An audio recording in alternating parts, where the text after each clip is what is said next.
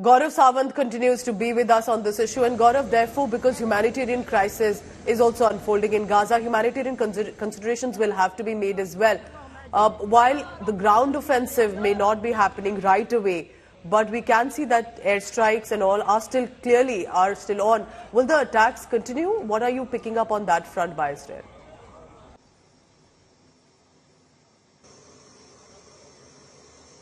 So as far as humanitarian assistance to the people of Palestine at the Gaza Strip is concerned, Israel did agree to certain trucks carrying humanitarian aid in terms of food, water and medicines reach some of those affected people.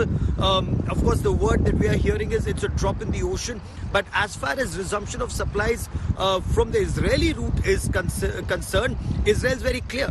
Repatriate hostages safely and quickly for restoration of those supplies. They may say it openly, they may say it through interlocutors, they may say it through sources, but Israel is very clear it wants the hostages back. At the same time, it will not stop punishing Hamas for the massacre of 1,400 Israeli citizens and injuries caused to over 3,000, with over 200 being held hostage by Hamas. So that's a two-pronged strategy that Israel continues to adopt. One of the IDF spokespersons I spoke to said their immediate aim was to ensure that Hamas does not use Gaza territory to carry out strikes into Israel or does not enjoy a safe haven in the Gaza territory. That's step one. Step two, what will follow subsequently, quite like the Munich after the Munich Olympics, all the perpetrators were tracked down and neutralized. It took several times. Those were intelligence-based operations. There were consequences,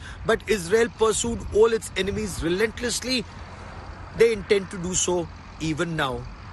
I do have another question here, because this time, I'm looking at these visuals of India that is sending and has already sent medical aid and has promised more assistance for Palestine because there is a humanitarian crisis that's looming large. But it's about India's policy that has supported the two-state solution, both for the existence of Palestine, that has been an age-old support, and also to Israel.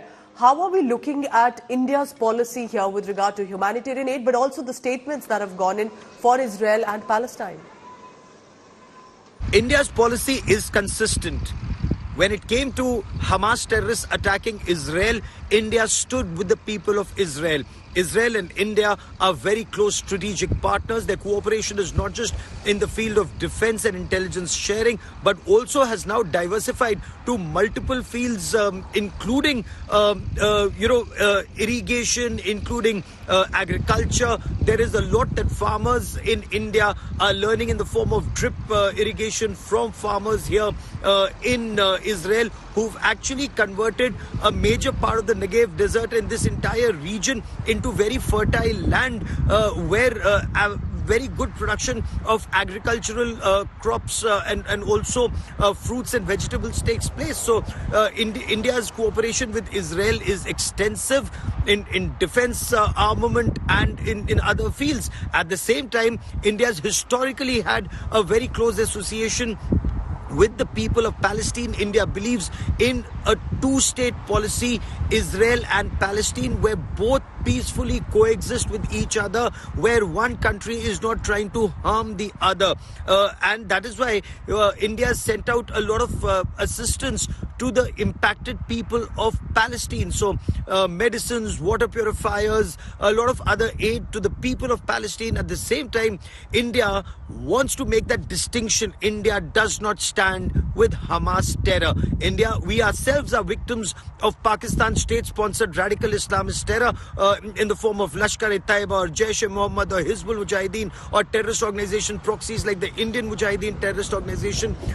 Similarly, Israel is a victim of Hamas and Hezbollah and the Islamic Jihad. So that is where the people of India and the people of Israel stand shoulder to shoulder combating terror.